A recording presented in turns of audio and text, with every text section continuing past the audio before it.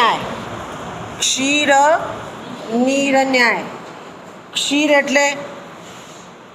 એટલે શબ્દ તમારે ઓળખવાના. થોડું થોડું સંસ્કૃતે લખવાનું. હા, કારણ કે પેપર સંસ્કૃતનું હોય, બહુ નહીં, થોડું થોડું. ક્ષીર એટલે ક્ષીર એટલે બોલો. ક્ષીર એટલે ક્ષીર એટલે બોલો. મોટા ભાગે વપરાય છે આ શબ્દ. ક્ષીર એટલે બોલો. ક્ષીર સંસ્કૃત છે, પછી તત્સમ શબ્દ થઈ જાય છે ગુજરાતીમાં એનો. મોટા ભાગે પિક્ચરોમાં સિરિયલોમાં શબ્દ આવે છે કરીને. ક્ષીર એટલે હા, પિક્ચરો જુઓ છો?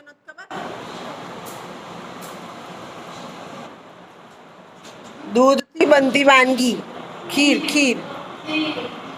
પણ અહીંયા આપણે દૂધ અર્થ લેવાનો છે, દહીં દૂધ લેવાનો છે. અને નીર એટલે પાણી. હવે અહીંયા જે ન્યાય આપ્યો ક્ષીર નીર ન્યાય, તો શું આપ્યું? તો પાણી અને દૂધ એમ કે છે. હવે આના માટે બહુ પ્રચલિત કથા છે. બહુ પ્રચલિત કથા છે કે એનું મૂળ મને નથી ખબર, પણ એમ કીધું હતું કે આ પાણી છે અને દૂધ છે, તો આપણે દૂધ અને પાણીમાં કોણ પાણી નાખે છે પકડીએ. પણ દૂધ હતું, એની અંદર બધાએ થોડું પાણી નાખતા ગયા, તો ખબર જ ના પડી કે કોણ પાણી નાખે છે. કહેવાનો અર્થ એ છે કે દૂધ અને પાણી બે જુદા જુદા છે, પણ જો બે ભેગા થઈ જાય છે તો કોણે કર્યું એ ખબર પડતી નથી. અને ત્યાં આપણને કયો ન્યાય આપ્યો? તો એમ કે કેટલાક બાબતો એવી છે એકબીજા સાથે જોડાયેલી, તો એ છૂટી પાડવી મુશ્કેલ છે.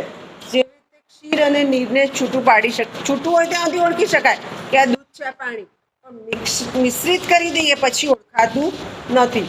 પછી એમ કહેવાય છે કે બગલો છૂટું પાડી શકે.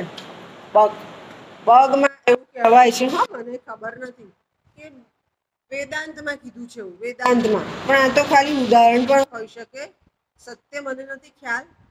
કે બગલો છે એ જેવી રીતે ઊંટ પાણી ભરી રાખે ગળામાં, એવી રીતે દૂધ અને પાણીને છૂટું પાડી શકે. પણ છૂટું પાડે એને ખબર છે, આપણને નથી ખબર. આપણે સંમિશ્રિત જ જોઈએ છે. એટલે કેટલીક બાબતો દુનિયામાં પણ એવી છે કે જે છૂટી પાડી શકાતી નથી. સમજી લઈએ કેવી બાબતો? તો ઘણીવાર બે ભાઈઓ હોય,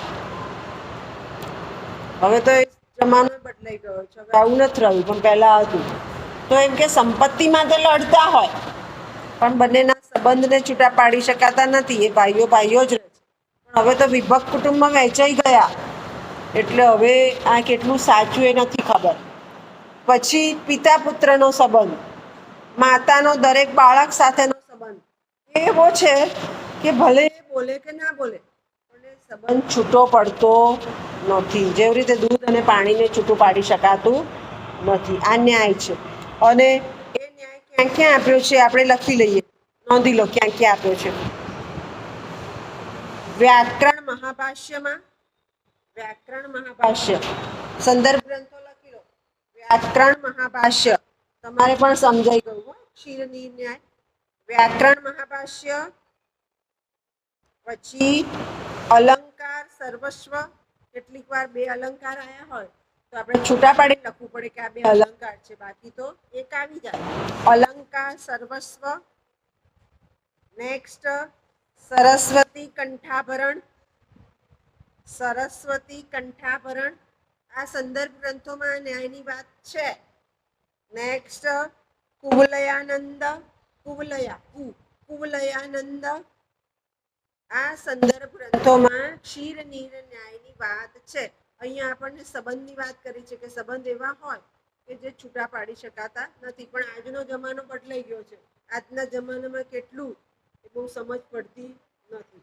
હવે આ સમાન ન્યાય આપણે ક્યાં છે તો જોઈએ, પણ ઘણીવાર સમાન ન્યાય પણ પૂછે કે સમાન ન્યાય ક્યાં છે? આવો આવો સમાન, તો એ પણ લખો સમાન ન્યાય કરીને. હું સમજાવું છું. સમાન ન્યાય, પાંસુ પાનીય ન્યાય, પાંસુ પાનીય ન્યાય, ચિત્ર વર્ણ ન્યાય, ચિત્ર વર્ણ, પાંસુ પાનીય ન્યાય, ચિત્ર વર્ણ ન્યાય, છાયા આદર્શ ન્યાય, છાયા આદર્શ ન્યાય, નરસિંહ ન્યાય. સમજાવું છું હું તમને સમાન ન્યાય ક્યાં હોય. નરસિંહ ન્યાય, જો સહેલો સમજી લઈએ એટલે તમને ખબર પડી છે. છાયા આદર્શ ન્યાય, તો છાયા એટલે આપણો પડછાયો. હે હમણાં કોઈ ખગોળીય ઘટના બની હતી 2 મહિના પહેલા ઉનાળામાં કે 12 વાગે તમારો પડછાયો અદ્રશ્ય થઈ જશે. થયો તો ખરો, ખરેખર ના થાય. પણ હવે તો મેં કીધું એમ જમાનો કઈ ઉથલ પાથલ થયા જ કરે છે. છાયા આદર્શ ન્યાય, એમાં સમાન ન્યાય છે. અક્ષીર નિર્જો કે તમારો પડછાયો તમારી સાથે જ હોય છે. જેમ ફરો, જેમ સૂર્ય ફરે એમ પડછાયો ફરતો હોય છે.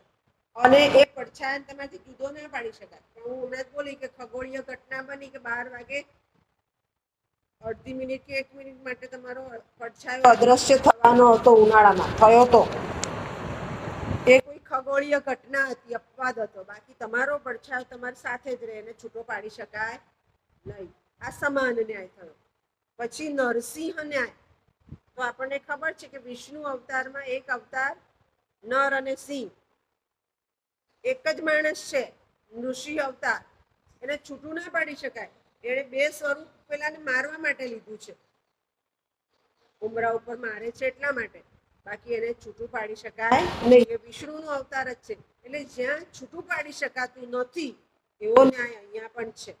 અને એ કયો ન્યાય? ક્ષીર નીર ન્યાય. ખ્યાલ આવી ગયો? સમજ પડી ગઈ? ઘણીવાર સમાન ન્યાય પણ હોય. એક સાંભળો, ઘણીવાર આપણે જોઈએ છે કે સંબંધોમાં પણ એવું હોય છે કે સંપત્તિ જતી કરે પણ સંબંધ ના તોડે. એ સમાન ન્યાય થયો કે મારે સંપત્તિ ભલે જાય પણ હું એ સંબંધ રાખીશ. એ સમાન ન્યાય થયો. ખ્યાલ આવી ગયો? સમજ પડી ગઈ બધાને? નેક્સ્ટ કયો ન્યાય છે બેટા? નેક્સ્ટ કયો ન્યાય છે? એક બીજું પણ લખી લો સંદર્ભ ગ્રંથમાં, અભિજ્ઞાન શાકુંતલ. અભિજ્ઞાન શાકુંતલ. હંસ, હંસનું નામ આપ્યું છે, બગલો નહીં. હંસ છૂટું પાડી શકે એમ. હંસ છે એ પાણી અને દૂધને છૂટું પાડી શકે. આપણને તો ખબર નથી કઈ રીતે પાડે, પણ આમાં લખ્યું છે પાડી શકે. અભિજ્ઞાન શાકુંતલ,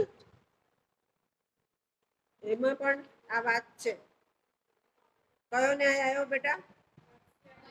રીડિંગ મારીને રહેવા દો. મત્સ્ય ન્યાય.